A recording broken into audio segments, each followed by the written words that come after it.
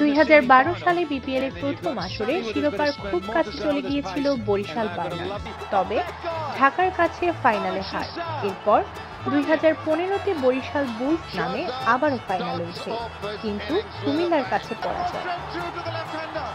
সেই ব্যর্থতার পর 2022 সালে ফরচুন বরিশাল হয়ে ফাইনালে ওঠে, তবে কুমিল্লা আবারও তাদের কাঁদায়।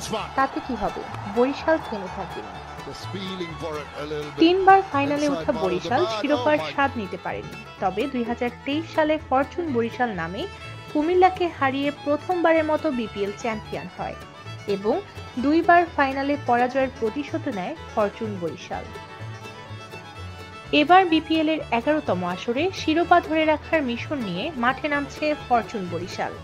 ব্যাটিং বিভাগের নেতৃত্বে আছেন তামিম ইকবাল, যার অভিজ্ঞতা এবং ধারাবাহিকতা দলের জন্য অপরিহার্য। এছাড়াও আছেন ইংল্যান্ডের অভিজ্ঞ ব্যাটসম্যান ডেভিড মালান এবং তরুণ প্রতিভা তাওহিদ হৃদয়। এছাড়াও দলে আছেন মুশফিকুর রহিম, নাজমুল হোসেন শান্ত এবং ফাথুম নিসাঙ্কা। অলরাউন্ডারের মধ্যে রয়েছেন কাইল মিয়ার্স, মোহাম্মদ নবী, ফাহিম আশরাফ এবং মাহমুদুল্লাহ রিয়াদ। বোলিং বিভাগে দলের শক্তি বৃদ্ধি করছে তানভীর ইসলাম, রিপন মণ্ডল, এবাদত হোসেন চৌধুরী এবং বিশ্বসেরা পেস বোলারদের মধ্যে একজন শাহিন শাহ আফ্রিদি। এছাড়াও আছেন তাইজুল ইসলাম, নান্দ্রে বার্গার, শহীদুল ইসলাম এবং জাহানদাদ খান। 30 ডিসেম্বর আসরের উদ্বোধনী ম্যাচ আগামীকাল সোমবার দুপুরে দুর্বার রাজশাহীর বিপক্ষে মাঠে নামবে তামিম ইকবালের দল।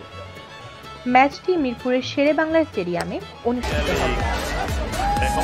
বরিশালের শক্তিশালী স্কোয়াড তাদের ফাইনাল ট্রফি ধরে রাখতে চলেছে এবং সবকিছুই বলে দিচ্ছে তারা এক নতুন উন্মাদনার দিকে হাঁটছে। News desk, বিএনটিভি।